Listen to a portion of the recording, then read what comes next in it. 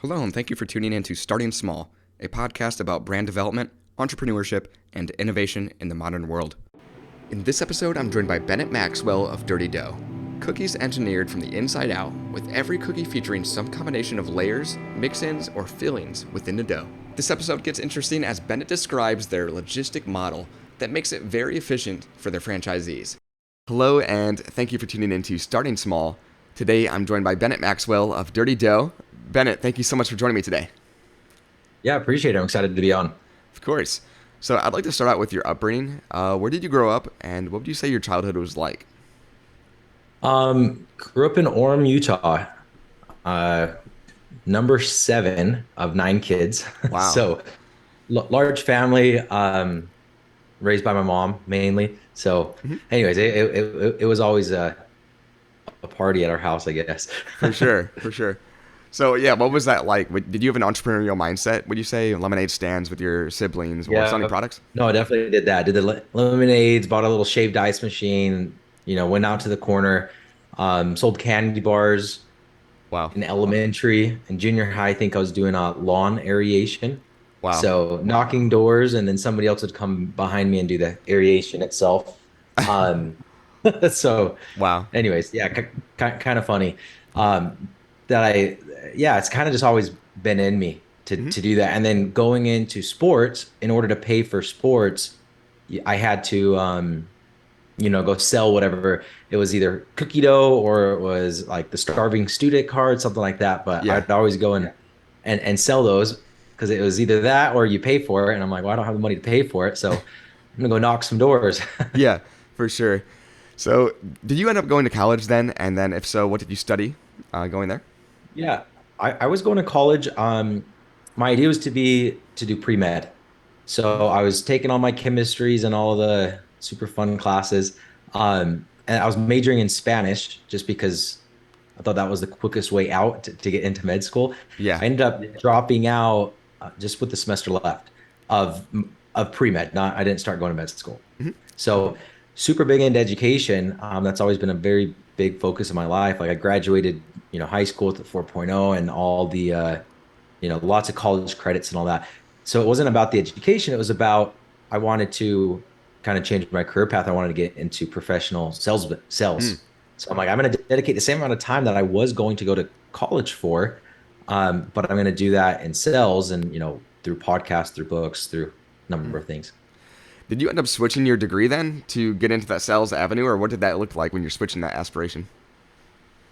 No, I mean, I just dropped out. Oh, you dropped out. I'm So sorry. no, yeah, All no, right, I got you. yeah, no, I took a break because when you Yeah, tell people you drop out, they're not ecstatic about that. So for I sure. I, I took an indefinite break, um, and it was really just sales Yeah. books, podcasts, role playing, and I started doing the summer sales stuff, which is very popular in Utah. Um, and I saw that in the 4 to 5 months, I was making as much as I could make as a doctor in a year.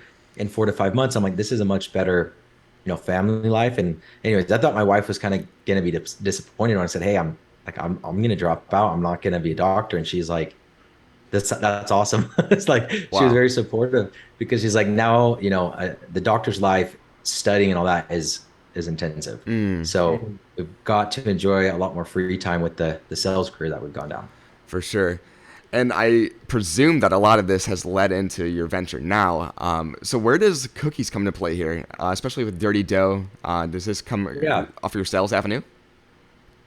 So I was doing sales and I heard a crumble and I'm like, oh, that would be sweet to own a franchise. Yeah. So I contacted them and I was going down that process until they're like, no, no, you have to operate it. Like you have to live there and run it day to day. And I'm like, ooh, like that's cool, but I mean, I didn't want to buy my job, right? Yeah. That's exactly what they were requiring me to do. So I was like, I wanted to add to my sales income and my sales career, not replace it. Hmm. So, but that got me interested in cookies.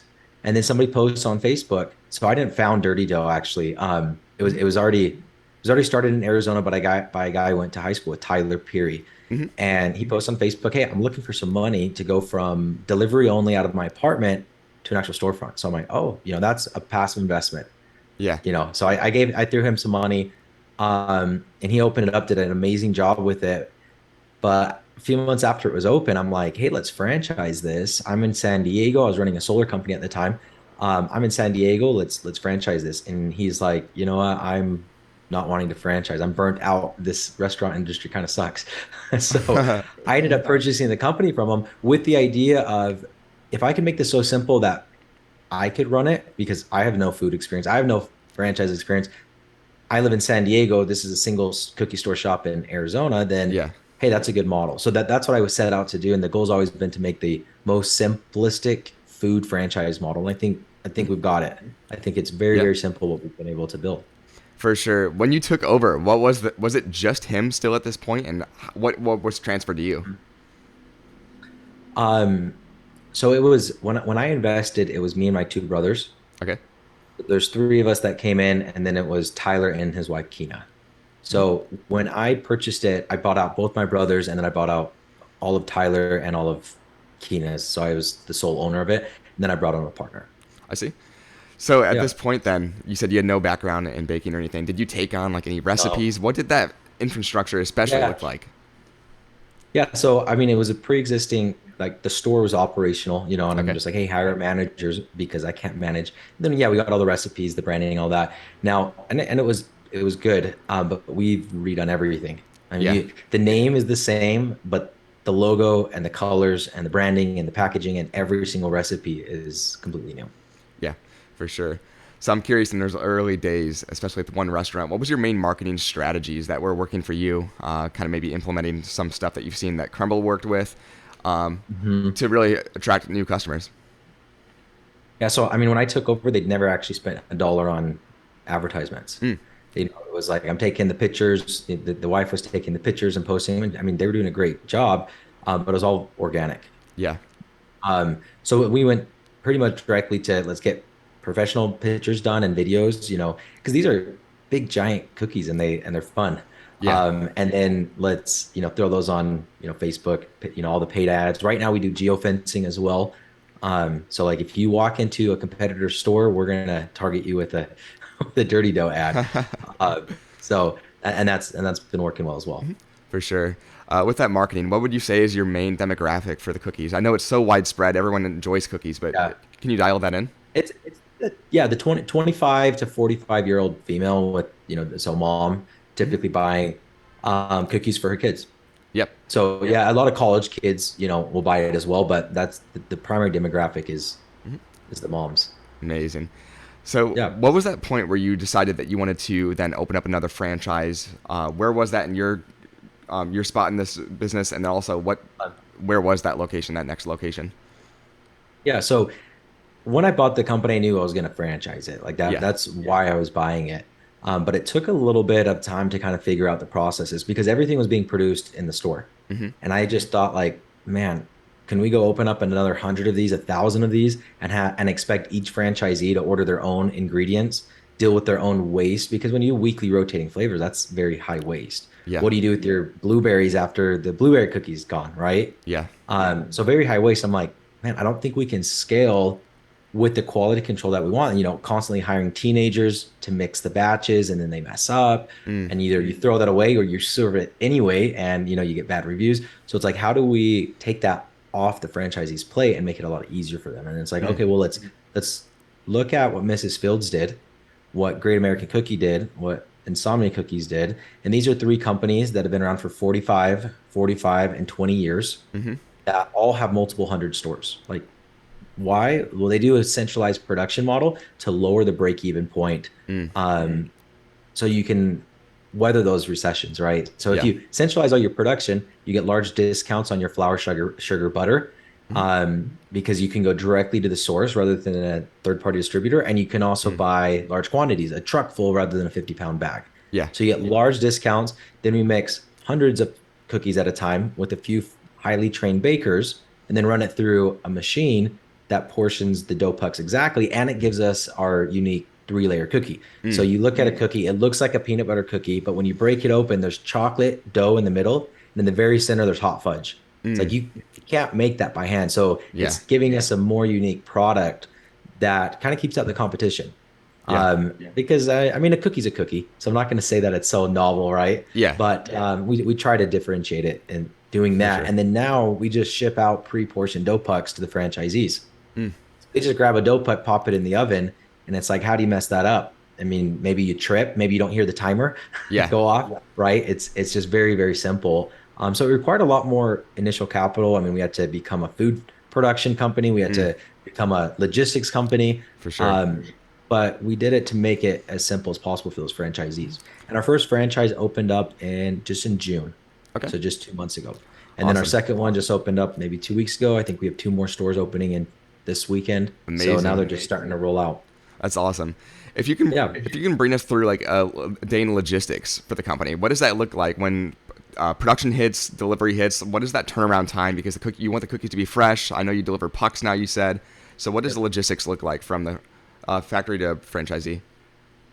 Um, we require them to order 2 weeks in advance. Hmm. So we could order all of the ingredients and make those and then ship them out to them. So 2 weeks is when they're getting them, and then we will ship about 2 weeks at a time. Uh-huh. Um, and then I mean they're being baked fresh pretty much every hour of the day. Hmm. So the freshness, there's no difference in the freshness. It's just were they produced, 10 feet away or 10 miles away, Yeah. right? So it's it's a way that and we did a lot of testing and how do we make this as predictable Hmm. and as consistent as possible without it, changing the taste. And so we did Yeah. up to 6 months of blind taste tests. And I mean, dough and just baking in general does really well stored and frozen. I mean, it's just it doesn't change it. Hope you guys are enjoying this episode around Bennett's entrepreneurial journey. I'd like to pause and say thank you to this episode's mid-break sponsor, Barrel Point Surf, offering skimboards, bodyboards, surfing gear, diving gear, and more accessories. As you guys know, the show just relocated to Los Angeles, and I've been spending much of my time clearing the mind at the beach. That means taking BPS's bodyboard out and learning how to ride some of the waves. It's one of the #1 ways you can clear the mind, release some stress, and just have some fun. Make sure to check them out for yourself at barrelpointsurf.com and enjoy the rest of the episode. I'd love to hear about the R&D process that goes behind making like a new flavor. Do you take Yeah. franchisee opinions? How does that look as a collaborative effort, especially? Yeah, well, what we were doing, we have a chef and he'll make some cookies, and then we have another guy that's making some cookies. Then they take them to 40. Usually we've been going to an elementary school, Oh, like during wow. their break, and it's the teachers, right? That's our target demographic. Yeah. And then they're rating it based on appearance and based on crunchiness and thickness and whatever, and then just overall best. And then we take the best rated cookies, and those are what makes it into rotation. And Wow. then we get a lot of ideas. Like I post on LinkedIn for this was a cookie name, but I'm sure we could do the same thing with flavors because people are Mhm. always messaging us, "Oh, you need to do an XYZ cookie." Yeah. But within like 2 days, we had 700 comments of like, what I said, what would you name this 3-layer cookie? Yeah. And yeah, so anyways, it's fun to get the community and social media involved, and we want to do more of that going For forward. sure. What does your vision look like in expanding maybe further from Utah? Is that in the Yeah. pipeline, and do you know a timeline, maybe a possibility of that? So we've already sold, I don't know, 120 something stores. So Utah sold out, Arizona's almost sold out. Wow. We have a lot going in Vegas, Idaho, a dozen going in Denver, and then we have some in the Midwest, a few dozen in Texas. Wow. Yeah, so yeah, we did 6, I think, yesterday in Oklahoma. So yeah, we're going. My vision is, I guess the mission statement that I live by, and that's now Dirty Doughs, it's to find joy and fulfillment despite life's dirtiness in myself and others.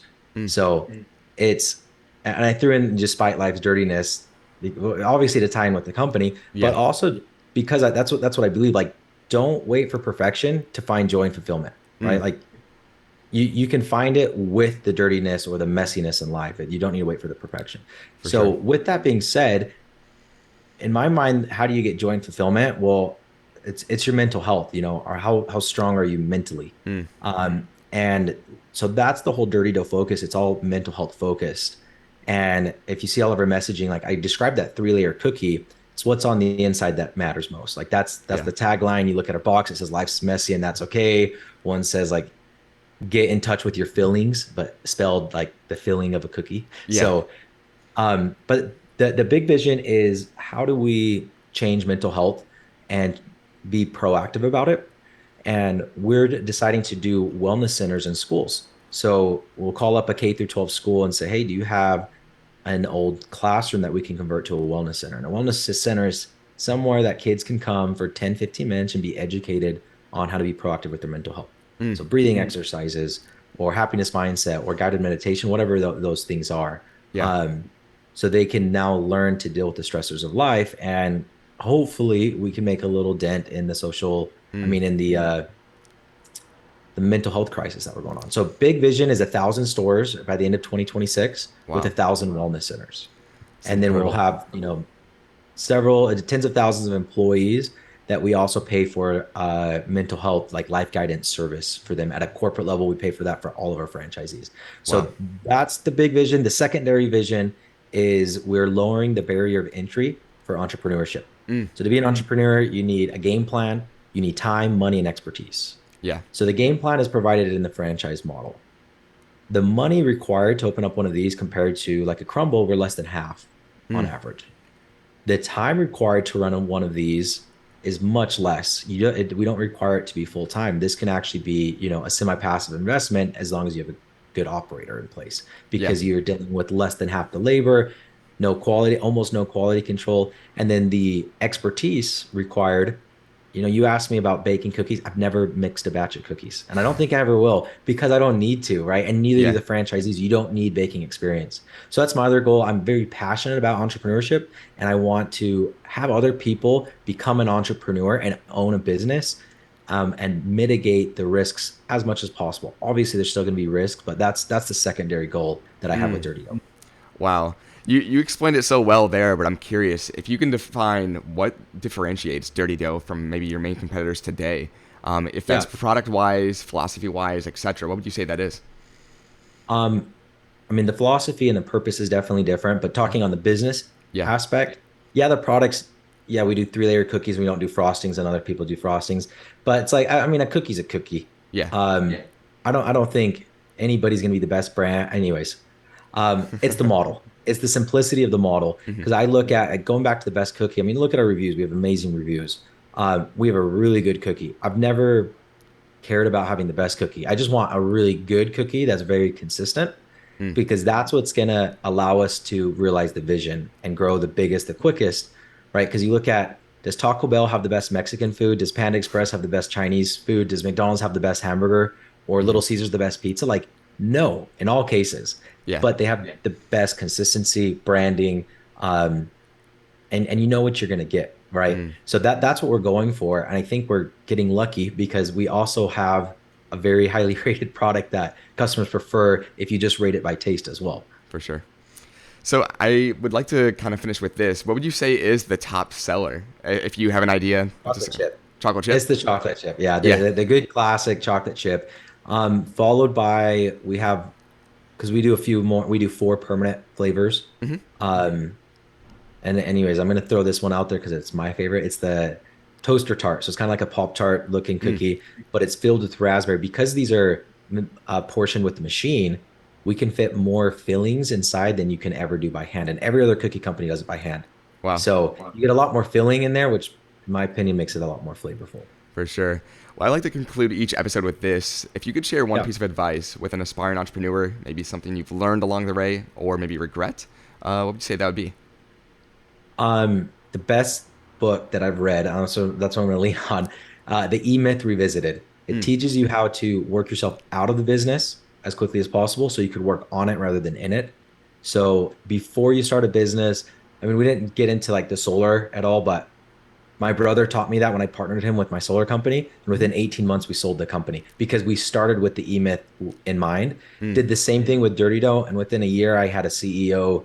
I mean, right now, I don't have any actual responsibilities. So I can be doing my podcast, right? Or I can be Yeah. meeting with people or putting out or whatever I need to be doing.